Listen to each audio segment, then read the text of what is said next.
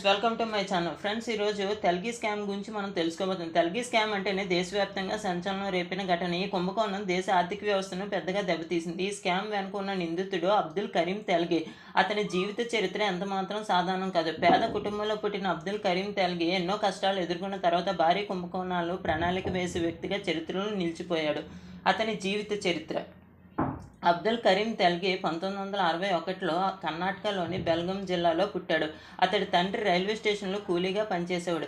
తండ్రి మరణం తర్వాత కుటుంబ భారం అతడి మీద అప్పటి వరకు అతడు పలు చిన్న వ్యాపారాలు చేస్తూ కుటుంబాన్ని పోషించేవాడు. చదువులో మంచి ప్రతిభ కనబరిచిన తెల్గి తన జీవితాన్ని మార్చుకునే దిశగా దుబాయ్ వెళ్ళాడు. అక్కడ కొంతకాలం పనిచేసి వచ్చిన తర్వాత అతడు భారత్కు తిరిగి వచ్చి పలు వ్యాపారాల్లో అతని అదృష్టాన్ని పరీక్షించుకున్నాడు. తెల్గి తన పనులను శాస్త్రీయంగా పనిచేయడం ప్రారంభించాడు. అతను నకిలీ స్టాంప్ పేపర్లను తయారీ మొదలుపెట్టాడు. దేశంలోని పలు రాష్ట్రాల్లో స్టాంప్ పేపర్లను నకిలీగా తయారు చేసి వేల కోట్ల రూపాయలను సంపాదించాడు.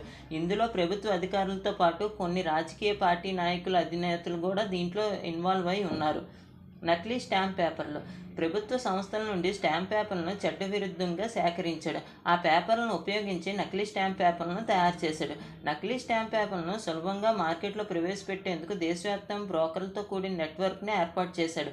న్యాయ వ్యవస్థ, బ్యాంకింగ్ వ్యవస్థ, రియల్ ఎస్టేట్ లావాదేవీలతో ఈ పేపర్లను విస్తృతంగా వాడేవారు. 2001లో మహారాష్ట్రలో జరిగిన దాడుల్లో తెల్గి స్కామ్ వెలుగు చూసింది. పోలీసులు అతని నకిలీ వ్యాపారాన్ని పట్టుకున్నారు. విచారణలో తెల్గి పేరుతో పాటు ఈ స్కామ్కి సంబంధించిన పలు కీలక వ్యక్తుల విషయాలను బయటపడ్డాయి. 2006లో న్యాయస్థానం తెల్గికి జీవిత ఖైదు శిక్ష విధించింది. కేవలం తెల్గి కారణంగానే ప్రభుత్వానికి 30,000 కోట్ల పైగా నష్టం వాటిల్లింది. అతను జైల్లో ఉంటున్నప్పుడే హెల్త్ ఇష్యూస్ కారణంగా మరణించాడు. ఈ స్కామ్ దేశ ఆర్థిక వ్యవస్థను కుదిపేసింది. నకిలీ పన్నుల ద్వారా పెద్ద నష్టం జరుగుతుందో ఈ ఘటన స్పష్టంగా తెలియజేసింది. ఈ కుంభకోణం తర్వాత స్టాంప్ పేపర్ల వినియోగం ప్రభుత్వం మరింత పర్యవేక్షణ ప్రారంభించింది. తెల్గి జీవిత కథ ఒక హెచ్చరికగా నిలిచింది. కష్టపడి సంపాదించాలనే బదులు చట్టవిరుద్ధ పనుల్లో సంపాదించింది తెల్గిని చూసి మనం నేర్చుకోవచ్చు. చివరికి అప్రతిష్టతోనే మరణించాడు. ఈ తెల్గి స్కామ్ ద్వారా దేశంలోని అతిపెద్ద ఆర్థిక నేరాల్లో ఒకటి.